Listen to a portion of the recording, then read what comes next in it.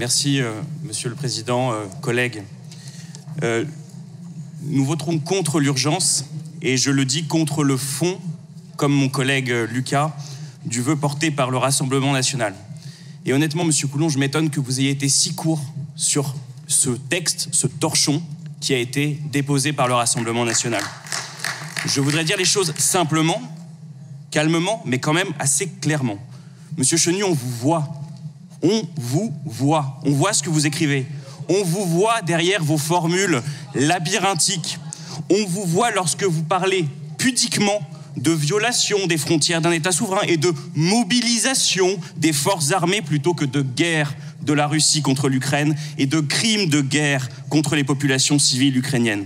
On vous voit lorsque vous ne mentionnez pas la nature des systèmes politiques qui se font face. Une démocratie, mieux une république qui se défend, une autocratie qui attaque. On vous voit, vous qui défendez d'ordinaire, avec tant de vigueur, la frontière comme le lieu par excellence sur lequel doit s'exprimer et s'exercer la souveraineté d'un État, nous dire que celles-ci sont, je vous cite, souvent mouvantes, et l'objet de velléités qu'il faudrait se garder, pudique par modestie, de condamner ou de commenter.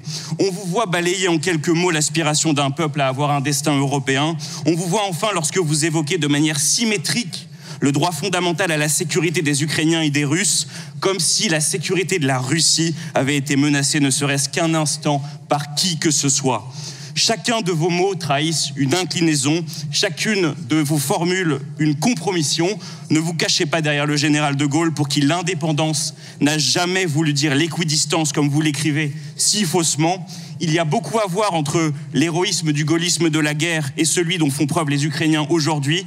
Bref, vous l'aurez compris, nous ne voterons pas ce torchon qui est moins le texte d'un défenseur de la paix que celui d'un obligé de l'étranger. Je vous remercie.